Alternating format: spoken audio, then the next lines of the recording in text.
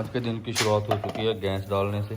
आज हमारे जार में गैस कम है तो हम पहले गैस डाल रहे हैं। जार है, इसमें से गैस निकाल कर हम छोटे जार में डालते हैं।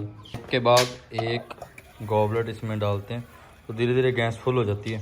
गैस का लेवल कम हो चुका है, में भी गैस जल्दी डलवानी पड़ेगी। डालते डालते अब ये गैस वाला सिलेंडर अपना पूरा भर चुका है, ये ऊपर तक फुल हो गया है। अब इसमें परसों गैस दोबारा डालेंगे। अगर इसमें गैस का लेवल फुल है तभी सीमन इसमें बचते हैं, वरना सीमन स्टॉक ख़राब हो जाते हैं। यही करने पर पशु कंसीव नहीं होते, तो इसमें गैस फुल रखना ज़रूरी होता है। इसमें गैस कौन सी पड़ती है किस किस को पता है। गैस डालने के बाद हम निकल चुके हैं काम पर और आज बहुत अच्छा दिन निकला हुआ है। हम सबसे पहले पहुंचे मेडिकल पर कुछ दवाई लेने के बाद। इस कच्चे रास्ते के माध्यम से हम इस ईंट भट्टे के पास से होते हुए फटाफट से अपने केस पर पहुंचने की कोशिश कर रहे हैं। पहला केस है जो डॉग बीमार है, बार बार उनके फ़ोन आ रहे हैं, 3-4 बार फ़ोन आ चुके हैं। हम तुरंत जैसे ही घर पर पहुंचे, घर पर कोई भी सदस्य नहीं था, लेकिन ये डॉग बैठा हुआ था। ये डॉग बीमार था, इसकी दवा चालू थी पिछले 2-3 दिनों से, ये कुछ भी खा पी नहीं रहा, लेकिन घर पर कोई भी नहीं था। हमने तुरंत फ़ोन किया, इसके मालिक को बुलाया, लेकिन मालिक घर पर नहीं था, वो सरसों काट रहा था, जिसकी वजह से उन्हें आने में थोड़ी देर लग गई। इतने देर में हमने आगे के जो कुछ केस थे उनको लिख लिया, कहाँ कहाँ पर जाना है, और कुछ देर हमें वहाँ पर खड़े होकर वेट करनी पड़ी। लेकिन इतने में हम वहाँ पर डॉग के पास पहुँचे और पहुँचकर उसका निरीक्षण करना शुरू किया कि इस डॉग को क्या दिक्कत हो सकती है। इसका डायग्नोज़ किया, इसके लिए जो दवाइयाँ ज़रूरी थी उसके बारे में जो भी शेड्यूल था वो तैयार किया। तब तक पशु मालिक, इस डॉग का मालिक आ रहा था। हम उनकी वेट कर रहे थे क्योंकि घर पर कोई भी सदस्य नहीं था। बिना मालिक के कोई भी इंजेक्शन लगाना उचित नहीं रहता, तो हमने मालिक को दोबारा फ़ोन किया। पशु मालिक ने बताया कि हम घर पर नहीं हैं, थोड़ा बाहर चले गए थे, आप थोड़ा लेट हो गए थे इस वजह से, तो तुरंत पिताजी घर पर आ रहे हैं। तो हमने उनको बोला ठीक है। उनके पिताजी घर पर पहुंचे, उन्होंने आकर कुत्ते को काबू किया। काबू करने के बाद इस डॉग का हमने थर्मामीटर से टेम्परेचर लिया, इसका सही से डायग्नोज़ किया और उसका ट्रीटमेंट कर दिया। इसके बाद हम रास्ते में जा रहे थे कि ये सज्जन मिल गए। उनकी गाय के एक एआई करनी थी। एआई करने के बाद इनके पड़ोस के ही एक घर में और एआई करनी थी। ये गाय रिपीट हो चुकी थी, पिछली बार इस गाय के एआई की थी, लेकिन ये इनका कहना है कि 7 महीने के बाद दोबारा बोल गई, यानी कि अभी नहीं रुकी। तो हमने इस गाय के अच्छी तरह से दोबारा एआई कर दी। और पड़ोस के ही एक घर में भी एआई करनी थी, उन्होंने भी हमें देख लिया था और खड़े देखकर उन्होंने फ़ोन किया। तो यहाँ पर भी एक जर्सी गाय की एआई करनी थी। सबसे पहले इन सज्जन ने चाय लेकर आए, चाय पीने के बाद हमने ये एक दरवाज़ा जो है बहुत पुराने समय का, इसकी थोड़ी वीडियो बनाई और इस घर में भी गाय के एआई कर दी। यहाँ पर ये एक गाय बीमार है जो पिछले 2 दिन से खाना नहीं खा रही है, हरा चारा नहीं कर रही है। इसका ट्रीटमेंट करने के बाद हमें घोड़ी का बार बार फ़ोन आ रहा था, जो किसी कारण इन एंगल के नीचे फंस गई थी और थोड़े उसे चोट लग गई थी। तो हमने इस घोड़ी को काबू करके इसका भी ट्रीटमेंट किया। इसके बाद डेयरी में एक भैंस बीमार थी जो पिछले रोज़ हम जिसका ट्रीटमेंट करके आए थे, वहाँ पर पहुँचे।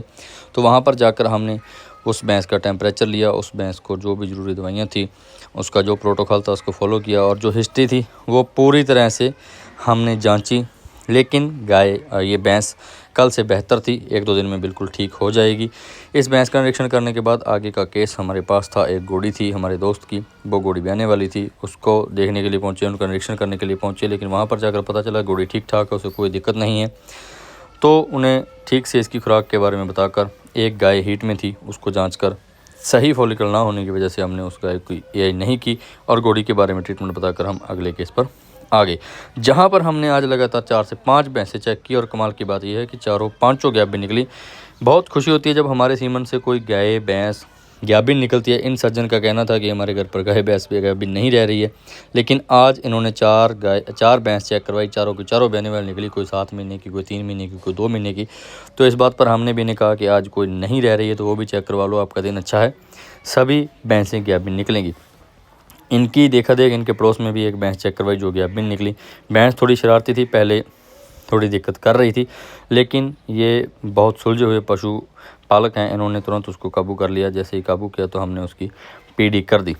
एक के बाद एक पीडी करने के बाद एक छोटी भैंस थी जो हीट में नहीं आ रही थी, उस भैंस के लिए हमने एक टीका लगा दिया, जिसके बाद थोड़े ही दिन में ये हीट में आ जाएगी। आज दिन बहुत अच्छा था। जो भी भैंस, जो भी गाय चेक कर रहे थे गैबिन निकल रही थी। इन सज्जन की भी बारी हमने सोचा आज लगा ही दें, पिछले काफ़ी दिनों से इनका फ़ोन आ रहा था। इनके घर पर पहुंचे तो फटाफट से भैंस को काबू करवाया, और वही बात, ये भैंस भी गैबिन निकली। आज लगभग जितनी भी भैंसें चेक की, सभी की सभी गैबिन निकली। इसको काबू करने के बाद अच्छी तरह से ये एक छोटा बच्चा जो पास में ही खड़ा हमें देख रहा था, हम इसे नोट कर रहे थे। हम कोशिश कर रहे थे कि जब तक ये बच्चा पास में खड़ा है तो भैंस को चेक ना करें, क्योंकि बच्चे पशुओं के डॉक्टर को देखकर बाद में थैली उठाकर उसी तरह की हरकतें करते हैं। हमने कोशिश की और काफ़ी मुशक्क़त के बाद ये बच्चा वहाँ से साइड में गया और हमने इस भैंस को चेक किया। भैंस की अभी निकली। इसके बाद इस गाय के एआई करनी थी। जर्सी गाय थी, पिछले रोज़ बोली थी, लगभग इसे 20 घंटे हो चुके थे। थोड़ा बिजी होने की वजह से हम थोड़ा लेट हो गए, लेकिन फिर भी अभी इसकी हीट थी। तुरंत यहाँ पहुंचकर इस गाय को काबू करवाया और इसमें एआई कर दी। टाइम अच्छा था, 100% ये अब गाय कंसीव हो जाएगी, इसमें कोई दिक्कत नहीं है। इसके बाद एक दोस्त की 2 गाय चेक करने वाली थी, जो पिछले 5-7 दिन से बार बार फ़ोन कर रहा था, लेकिन जैसा कि आपको बताया आज दिन अच्छा था, दोनों की दोनों गाय अभी निकली। इसके बाद ये गाय थी जिसके शरीर पर थोड़े फोड़े हो रखे थे और एक डॉक्टर साहब इसका ट्रीटमेंट कर चुके थे, जिसके बाद थोड़ी निराशा हाथ लगी थी। हमने भी अपनी कोशिश की, बेहतर करने की कोशिश की और शायद ये 2-3 दिन में बिल्कुल रिकवर कर जाएगी, बिल्कुल ठीक हो जाएगी।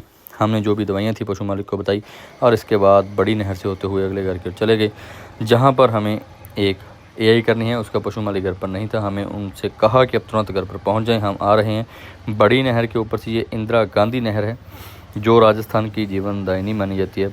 बहुत बड़े क्षेत्र में ये पानी की जो सप्लाई है, जो कृषि के लिए पानी यूज़ होता है या पीने के लिए होता है, उसकी ये भरपाई करती है। इसके बाद एक छोटी बछड़ी थी जो बीमार थी, हम उसके पास पहुँचे, उसका जाकर टेम्परेचर लिया तो टेम्परेचर लगभग 105 के नज़दीक आ रहा था। हमने उसका इन्फेक्शन का ट्रीटमेंट किया और इसके बाद कच्चे रास्ते से, धूल भरे रास्तों से होते हुए अगले गेट पर आ गए।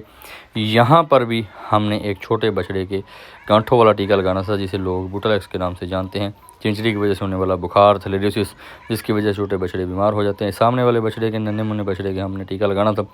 फटाफट से हमने ऑनर को बुलाया, उसके बारे में डिटेल से बताया, हिस्ट्री ली और इसके जो भी बूटालेक्स इंजेक्शन लगाना था वो लगा दिया।